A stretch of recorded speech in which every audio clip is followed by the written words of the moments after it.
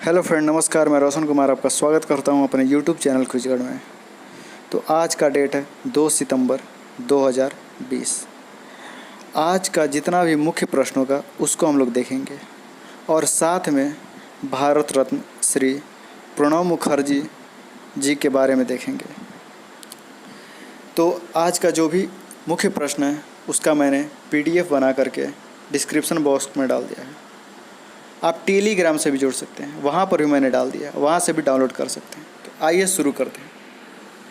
आइए आज हम लोग जानेंगे सबसे पहले माननीय श्री प्रणब मुखर्जी जी के बारे में, जो कि भारत रत्न के साथ साथ हमारे पूर्व प्रधानमंत्री भी रह चुके हैं।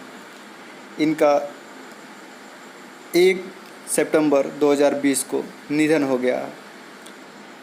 तो आइए इनका हम लोग राजनीतिक सफ़र पे थोड़ा सा देखते हैं।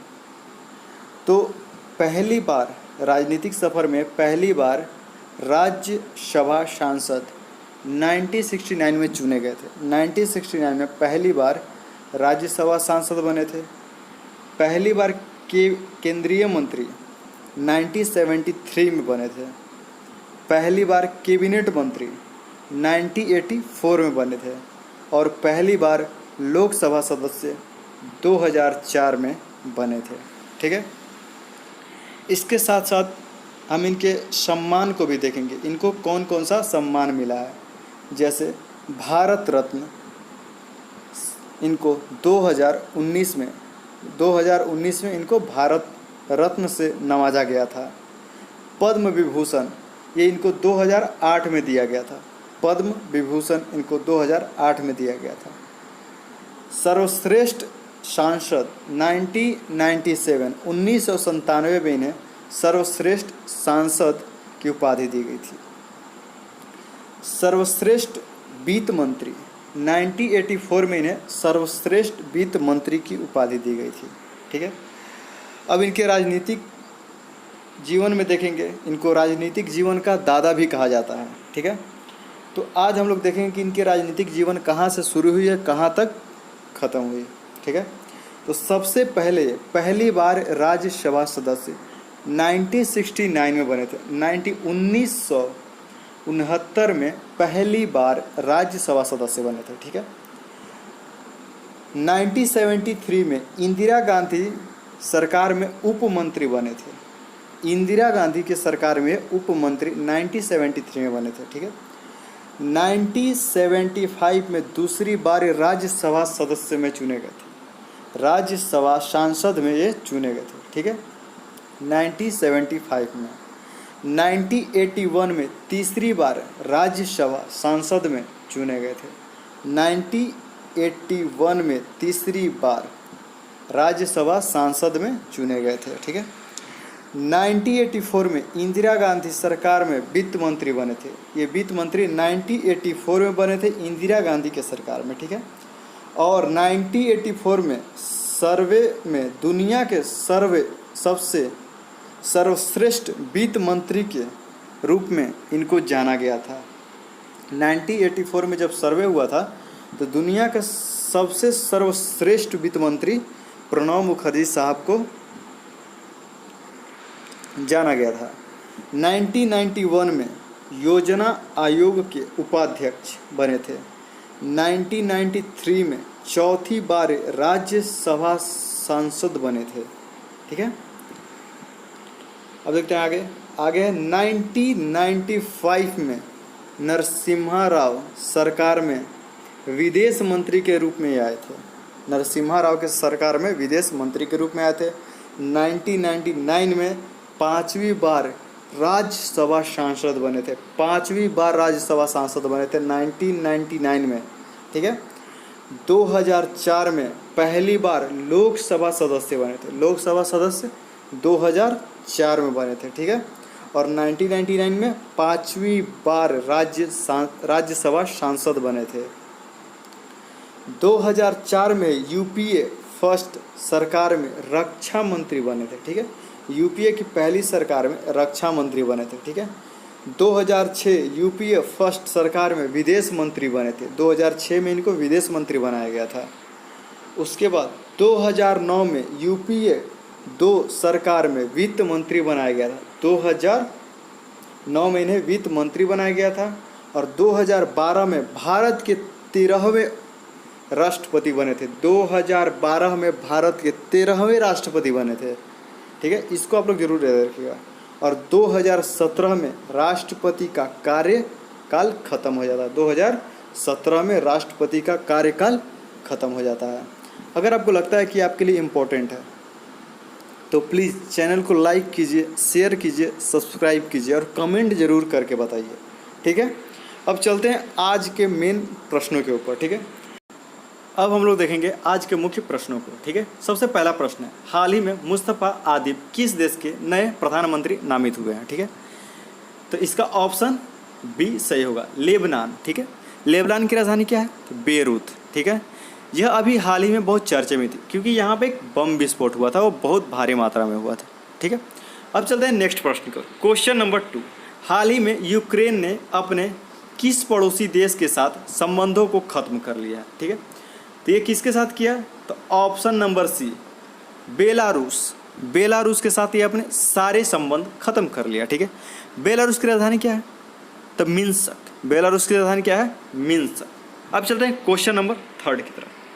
क्वेश्चन नंबर 3, हाल ही में आईपीएल अगले 3 सत्रों के लिए अधिकार भागीदार के रूप में किसे चुना गया है। ठीक है, तो इसका ऑप्शन बी सही होगा, अनअकैडमी को, जो कि एक लर्निंग एजुकेशन ऐप है।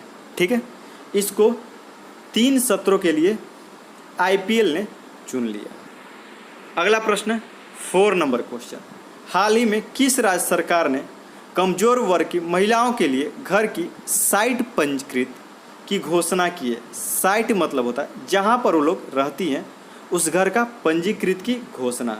तो ये आंध्र प्रदेश की सरकार ने की है। कहाँ की सरकार? ऑप्शन नंबर सी, आंध्र प्रदेश की सरकार।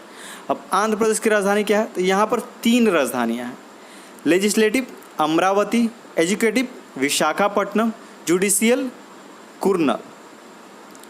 ठीक है, यहाँ पर फल की उत्पादन बहुत ज़्यादा होती है। आंध्र प्रदेश में फल के उत्पादन के लिए नंबर 1 पे आता है। ठीक है, और सब्जी के उत्पादन के लिए वेस्ट बंगाल आता है। सब्जी के उत्पादन के लिए वेस्ट बंगाल नंबर 1 पे आता है। ठीक है, यहाँ से हम लोगों ने इतने सारे पॉइंट बताए। अब आते हैं अगले प्रश्न को। क्वेश्चन नंबर 5, हाल ही में पुरुषोत्तम राम का निधन हुआ है, वह कौन थे? तो वे एक एथलीट कोच थे। इसका ऑप्शन नंबर 20 सही होगा। ठीक है, इनको द्रोणाचार्य अवार्ड के लिए भी नामकृत किया गया था। ठीक है, इनको द्रोणाचार्य अवार्ड मिला था। इस अवार्ड के कुछ घंटे पहले ही इनका निधन हो गया। यह अवार्ड मिलने के कुछ घंटे पहले ही इनका निधन हो गया। ठीक है, अब चलते हैं क्वेश्चन नंबर 6 की ओर। क्वेश्चन नंबर 6, हाल ही में डीआरडीओ ने किसकी अध्यक्षता में प्रयोगशाला के चार्टर की समीक्षा के लिए समिति गठित की है। ठीक है, तो इसका ऑप्शन ए सही होगा, वी राम गोपाल राव। वी राम गोपाल राव। ठीक है, DRDO, defence research and development. ठीक है, ऑर्गेनाइजेशन। ठीक है, इसका क्या होगा? डीआरडीओ। ठीक है, defence research and development organisation. ठीक है, इसकी स्थापना कब हुई थी? तो 1949 में। इसका हेडक्वार्टर कहाँ है? न्यू दिल्ली में। इसका हेडक्वार्टर कहाँ है? न्यू दिल्ली में। नेक्स्ट प्रश्न की ओर चलते हैं। हाल ही में लोकसभा में किसे नियुक्त किया गया? ठीक है, तो इसका ऑप्शन नंबर सी सही होगा, उत्पल कुमार सिंह। उत्पल कुमार सिंह को नियुक्त किया गया। अब क्वेश्चन नंबर 8 को देखते हैं। हाल ही में किस देश ने साउथ चाइना सी में विवादित पानी के कृत्रिम द्वीप के निर्माण के भाग लेने के लिए 24 चीनी कंपनियों को ब्लैकलिस्ट किया? ठीक है, यह किसने किया है? अमेरिका ने। यह किसने किया है? अमेरिका ने। अमेरिका ने हाल ही में WHO से अलग होने की घोषणा भी की है। ठीक है, अमेरिका ने पाक इंटरनेशनल एयरलाइंस पर बैन लगा दिया है। ठीक है, अमेरिका ने पाक इंटरनेशनल एयरलाइंस पे बैन लगा दिया है। ठीक है, अब चलते हैं नेक्स्ट प्रश्न की ओर। क्वेश्चन नंबर 9, हाल ही में RO ट्रेन सेवा की शुरुआत कहाँ हुई है? ठीक है, तो इसका आंसर होगा आंसर सी, बेंगलुरु में। ठीक है, बेंगलुरु में। ठीक है, RO, ठीक है, रोल ऑन रोड ऑन, इसका मीनिंग होता है रोल ऑन रोड ऑन। ठीक है, यह बेंगलुरु के नीला मंगला से महाराष्ट्र के सोलापुर तक चलेगा। ठीक है, यहाँ पे एक ट्रेन चलेगी जिसपे कि ट्रकों को लाद करके ले जाया जाएगा। अब चलते हैं नेक्स्ट प्रश्न पर, आज का अंतिम क्वेश्चन, जो कि 10वां नंबर। हाल ही में जारा बम्बा और जारा बम को किस देश द्वारा विकसित किया गया है? ठीक है, तो इसको किस देश के द्वारा विकसित किया गया है? इसका सही आंसर होगा ऑप्शन नंबर बी, रूस के साथ। ठीक है, जारा बम्बो और जारा बम, यह हाइड्रोजन बम है, यह जो है हाइड्रोजन बम है। ठीक है, अब हाइड्रोजन बम कैसे होता है? तो हाइड्रोजन नाभिकीय संलयन पर काम करता है। हाइड्रोजन जो है वो नाभिकीय संलयन पर काम करता है, और एटॉमिक बम जो है वो नाभिकीय विखंडन पर काम करता है। ठीक है, यहाँ से हमने इतने सारे प्रश्नों को देखा। अगर आपको अच्छा लगा होगा तो प्लीज़ लाइक कीजिएगा, शेयर कीजिएगा, सब्सक्राइब कीजिएगा।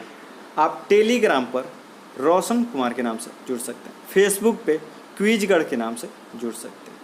ठीक है, अब आपके लिए एक कॉमन क्वेश्चन, भारत का पहला अंतर्राष्ट्रीय महिला व्यापार केंद्र कहाँ स्थापित किया गया था?